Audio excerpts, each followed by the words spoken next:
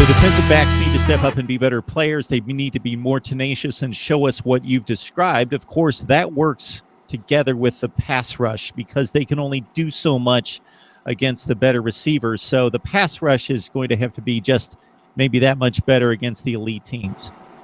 And I think for the pass rush, it's affecting the quarterback, Nick Saban, during his presser today. Talked about getting to the quarterback, not necessarily sacks. I understand. Sacks make the stat sheet look big. I get it. When you're sacking the quarterback, everybody gets hyped. Everybody gets excited. You feel like you've really, really done something because you put the quarterback on his back. I get it. But when you're not getting sacks, how are you affecting the quarterback? And I think that's what Saban was trying to get to. Being able to press the pocket, collapse the pocket, not allowing that guy to step up and make throws downfield.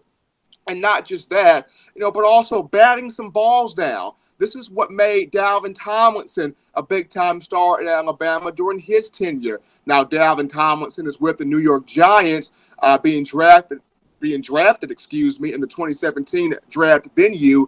But what made Dalvin Tomlinson special was even when he was not getting to the quarterback, Mark, he found a way to get his hands up in the air, knock the ball down, and frustrate the quarterback. When you're not sacking the quarterback, find a way to frustrate him by pressing the pocket, knocking the ball down, knocking him off his spots, hurrying him a bit, and just not allowing him to feel comfortable enough that he can step up and make the throws downfield.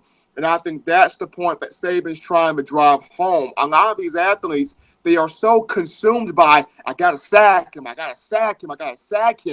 that you forget, even if you don't sack him, find a way to make your presence felt. Press the pocket, collapse him a little bit, knock the ball down, just make him uncomfortable. And 9 times out of 10, you can do that without necessarily sacking him. Let's put the sack statistic into perspective, and I think it means something, but it's overrated, as you're alluding to here, Stephen, because think about it. If we take a defensive end's performance and we look at it statistically, and let's say this particular defensive end had 5 sacks for the season, we're thinking this guy's a pretty marginal run-of-the-mill player. He's okay. If we say defensive end B, the second player we're evaluating, had 12 sacks on the season. Well, he's a great player. We think he is a great pass rusher.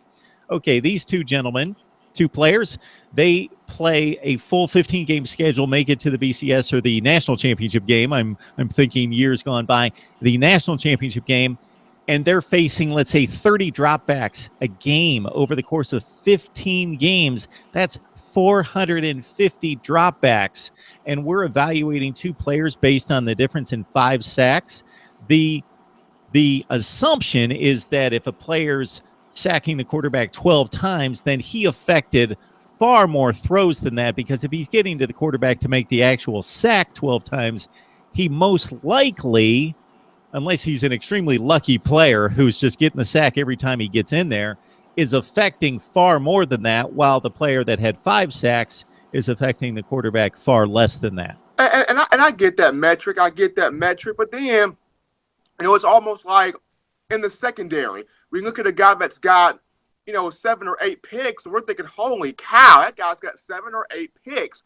He must be really baiting the quarterback. He must be really frustrating receivers. And we look at the other defensive back who's probably got 1 or 2, and you're like, well, he sucks. He's only got 1 or 2. But what the second guy's doing is he's forcing you to throw to the other guy because he's locking down the one guy you're trying to throw to. And I kind of equate the same thing in this situation. Yes, the guy with 12 sacks, he's probably getting those 12 sacks because they're so focused on the other guy that's got 5 sacks that's affecting the quarterback in another different way, allowing the guy that has 12 to get loose and get to the quarterback. So it all comes down to, once again, even if you're not putting the guy on his butt, you find a way to make him uncomfortable. You make him uncomfortable long enough, then you're going to see those fruits come into play and you get those sacks. But just don't let the fact you're not sacking the quarterback overtake your mental process of, if I'm not sacking the quarterback, I'm not having a good game. once again, I go back to Dalvin Tomlinson. Dalvin Tomlinson didn't have a lot of sacks, but he had a lot of pass breakups. He had a lot of quarterback hurries. He found a way to make the quarterback feel just as much uncomfortable as a Tim Williams, a Ryan Anderson, or Jonathan Allen that had a plethora of sacks. So it's about making that quarterback uncomfortable. Stephen, I'm going to bring up a player whose name might not necessarily be welcome among visitors to the podcast here, listeners and viewers, but Joey Bosa, Ohio State, the year they won the national championship in 2014, had a crazy number of sacks, 13 or 14 sacks. The next year, defenses were focused and knew Joey Bosa, and he had, I believe, 4 sacks his last season at Ohio State. He still had an incredible season because he opened up the lanes for the other defensive end on the other side to crank up his sack total while Bosa was getting double and triple teamed. Of course, NFL scouts watching the tape realized that, and that's why Bosa was one of the top picks in the NFL draft and was the defensive player of the year for a rookie in his first season with the San Diego Chargers. That's what it's all about. You got to find ways to affect the quarterback, whether it's sacks, whether it's creating that double team, or even just knocking the ball down, finding a way to make that quarterback's job uncomfortable. And that's what Alabama's going to look to do, especially against Florida State. You're going up against a guy in DeAndre Francois who has a lot of grit. You got to collapse the pocket, pressure him, and just make him feel uneasy. But we'll definitely see what happens. Nick Saban not happy with where the pass rush is now. But when you have Rashaan Evans and Christian Miller and Terrell Lewis and Deshaun Hand, you don't have to say much to get those guys fired up. Those guys know where they have to pick it up, where they have to improve. All you have to do is look at those guys, and those guys will figure out amongst themselves that we got to step our game up.